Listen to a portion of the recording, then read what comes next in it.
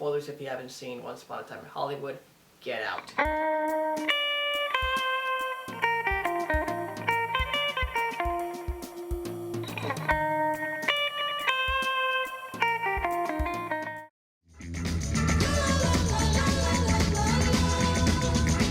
My hands are registered as lethal weapons. We get into a fight, I accidentally kill you. I go to jail. Anybody accidentally kills anybody in a fight, they go to jail. It's called manslaughter.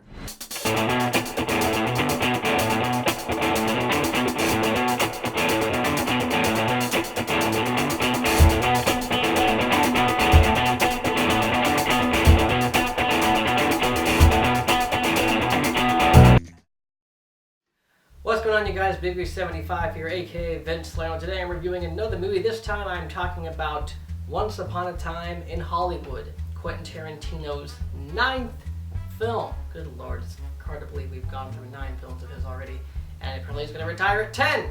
I don't think he is, but he's going to retire at 10. Once Upon a Time in Hollywood centers on a movie star by the name of Rick Dalton, played by Leonardo DiCaprio, and his best friend and stunt double, Cliff Booth. Now, Rick is a former star on a Western show that kind of has a similar vibe to, like, I don't know, early stuff that, like, The Rifleman or Bonanza. And now, since the cancellation, he's been doing guest TV spots on other shows. And he's trying to figure out where he fits in this changing Hollywood. It's 1969. And we're about, and in the movie, we're about to go into the 1970s. So it's kind of this transition into this new era of Hollywood, of film, of cinema, of television, of entertainment in general. And he's trying to figure where he fits in and all that, and where Cliff fits in with him. He's struggling with the idea of being a has-been, dealing with a lot of it, pretty pathetically, I might add. Which is where Cliff Booth comes along. Cliff, played by Brad Pitt, is Rick's sort of peg to lean on. He's there for him during the high times and the low times. He drives him around everywhere when he loses his license. He watches his shows and supports him. And, you know, he's a little concerned because his career relies on whether Rick works or not, because, you know, he's his stunt double. And you find out that Cliff is a pretty capable guy. He not only just, you know, does stunts, but he can hold his own in a fight quite well against people like Bruce Lee, as we see in the movie. Now, while all this is going on, we also, for a bit, follow the day-to-day life of Charles Manson murder victim Sharon Tate, played by Margot Robbie. We see her she doesn't have a big role in this movie. You know, we see her buying a book for her at the time husband, Roman Polanski, the film director. She goes to see herself in a movie. We sort of fall in love with the this charming, ditzy, just lovable nature that she had to herself. And that's kind of the role she plays. She doesn't really have a big role. She's not much of a character with an arc and depth and emotion. Everybody wants to be Sharon Tate's friend is how they kind of play it out in this movie, I think. And it also kind of just plays up the tragedy of the real life events. As most of you, I'm sure, know, this is partly based on the Manson murders and the horrific murder of Sharon Tate and several others in their Hollywood Hills home in 1969. And this film touches on that topic. Overall, I love this movie. I really like it. I can't say that it ranks high with the films that I love from Quentin Tarantino. Tarantino, I think, is one of my favorite directors, but sometimes I have to pinch myself and ask, well, why? And I do that because, as a film director myself, the one thing I value over any film more than anything is character. When I'm making a film, I always ask myself, how does this affect the characters? How do they grow? How do they change at the end of the film? And Tarantino's movies are not like that. They're not about characters growing and changing. With the rare exception, I think, of Samuel Jackson's character Jules in Pulp Fiction, Tarantino's films are very story and plot driven, where we get to see a good background of who the characters are, what shapes them, what experiences have made them who they are, but we don't see them grow, or it's not about a transformative experience as most movies are with characters. It's about watching a super interesting character and watching him go through the story. It's kind of like when you get the best example I think it was like, it's kind of like when you get, in the back in the day when you got like, you know, the obscure G.I. Joe action figures or the He-Man action figures before even the TV shows for those came out.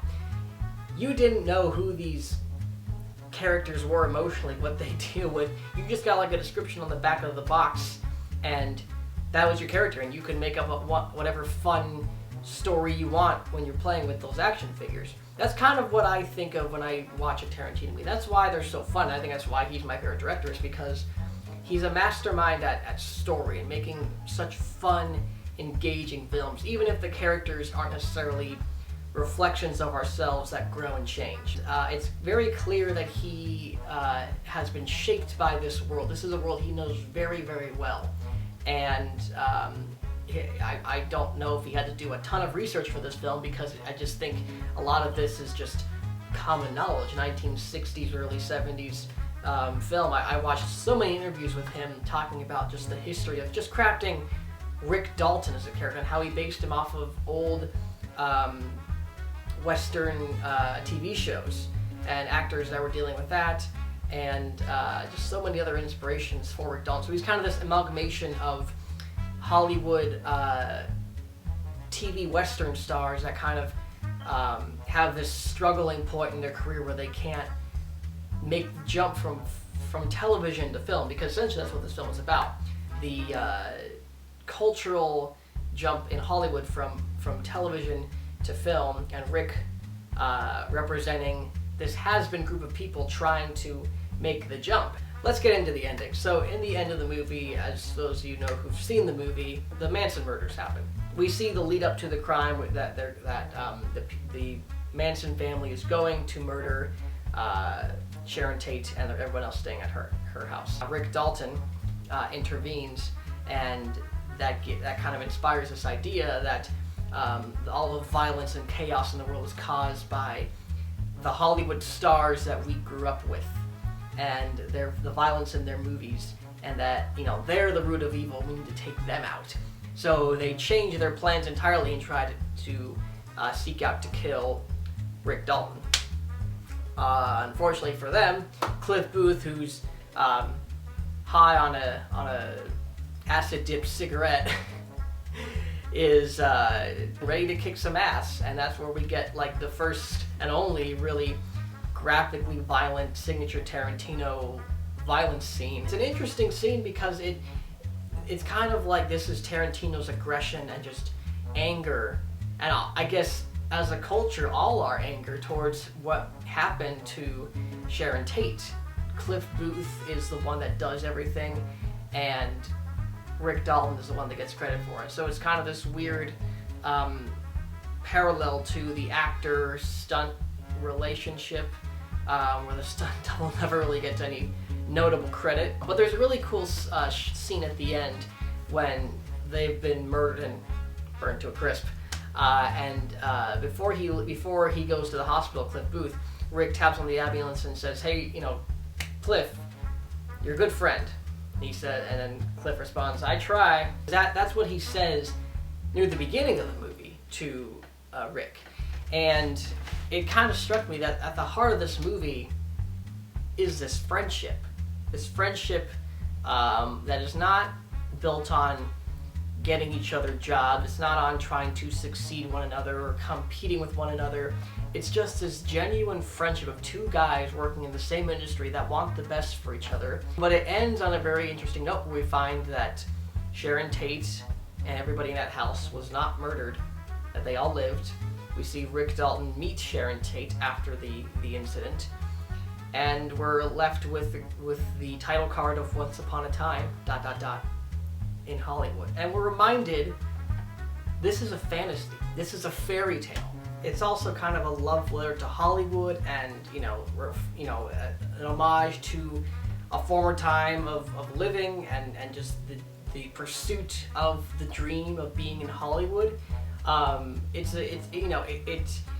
It covers a lot of things, but seeing that title gives us a chance to think like, oh gosh, it almost kind of reinterprets the tragedy of what actually happened during the Manson murders with Sharon Tate.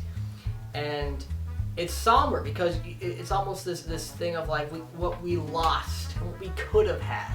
Again, I think this movie is a celebration of who Sharon Tate was. As brief as her role is, I think it is a great representation of her, played by Margot Robbie, and it is a showcasing of who she was and just the innocence and the joy that she invoked in people, and that people loved her on screen, and the tragedy of losing her. At the end of the day, this movie is about relevance and the things we cling to make us feel relevant or wanted or desired in this world.